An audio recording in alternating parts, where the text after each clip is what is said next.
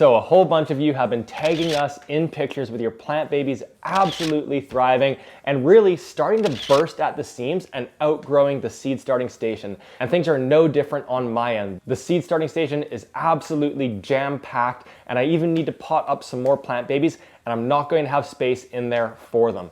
So today, what I want to walk through are 3 kind of creative tricks to help bridge the gap so that our plant babies still get enough light until it is warm enough for us to be transplanting them into the garden. Now, as we get started here, if you have any questions, leave those down in the comments. I start every one of my days by having a nice warm cup of coffee and answering every question that we get on YouTube. So you'll probably get a response from me within 24 hours. So this little challenge that we're faced with right now is that our plant babies have done really, really well indoors, but it's still too cold outside for us to be moving them into the garden. And so the key variable that we're waiting on right now is temperature. And when it comes to our cooler weather crops, such as say our broccoli, our cabbages, we are waiting for an average temperature of at least 8 Celsius. And for our warmer weather crops, such as our tomatoes, our peppers, our squashes, we're waiting for that temperature to not be dropping below 10 Celsius. And so the challenge is that right now, the nighttime temperatures are still below those 2 temperatures, and therefore it's too early for us to be transplanting into the garden. However, the daytime temperatures are now above those temperatures. And so our first trick here is to do an extended hardening off process. So if you've gone through our video on how to harden off plant babies, which I'm going to link up above here, then you know that on day 1, we put them outside for 2 hours, day 2, 4 hours, day 3, 6 hours, day 4, 10 hours, and day 5, 12 hours. And then normally what we'd be doing on day 6 is that we would be leaving them outside overnight.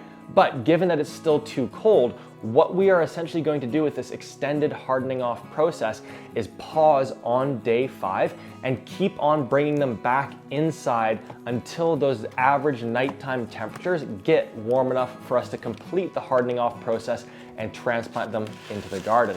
And so by doing this, you're providing your plant babies with all of the light that they need to be growing big and strong, while simultaneously protecting them from those cool nighttime temperatures. And an added little benefit of this approach is that we're essentially exposing our plant babies to that intensity and that variability of the outdoors for a much longer period of time. So when we do end up transplanting them into the garden, they've now not only been exposed to those elements for 5 or 6 days, but maybe it's going to be 10, 15, 20 plus days, and they're going to be that much more ready and prepared for all of that intensity and variability in the garden. So that's our first trick. And for our second trick, I want to actually take you over to one of my grow lights here. Alrighty, so these ones have literally grown so much that they're now taller than the grow light itself. So our second trick is to simply elevate our DIY grow light stand. And this is really, really easy to do. All that you need to have on hand is something like some books, some boxes, or what I'm personally using at the moment are little just yoga blocks. And all that I'm doing is just popping those underneath the bottom of the grow light stand.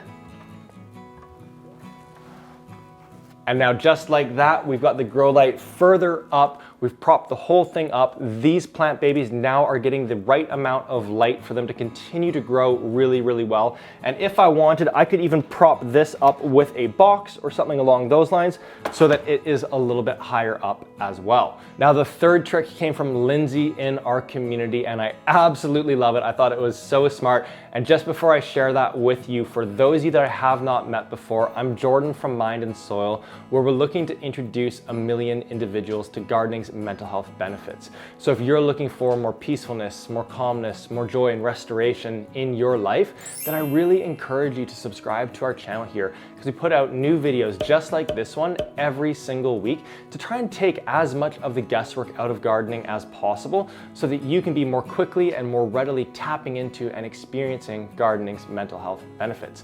So with that being said, you might notice behind me that there's a couple of seedlings just over that way.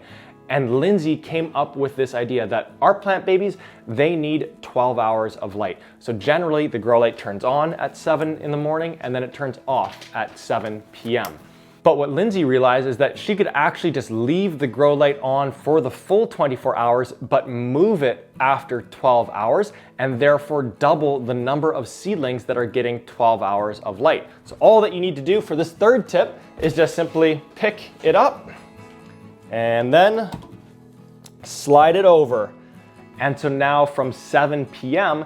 till 7 a.m., those plant babies over there are getting the 12 hours of light that they need. And then at 7 in the morning, we're gonna move it back over to these ones so that they get their 12 hours. And by doing that, the plant babies are getting all the light that they need until we get to those temperatures that are, again, 8 Celsius for our cool weather crops and 10 Celsius for our warm weather crops. And so folks, that's all for today here. So I really hope that these 3 simple little tricks to help kind of get a little bit creative with our space and lighting until it gets warm enough for transplanting are helpful for you and your plant babies. As always, if you have any questions, leave those down in the comments. Otherwise, I can't wait to catch you on the next one. Go get those hands dirty, and I'll see you soon.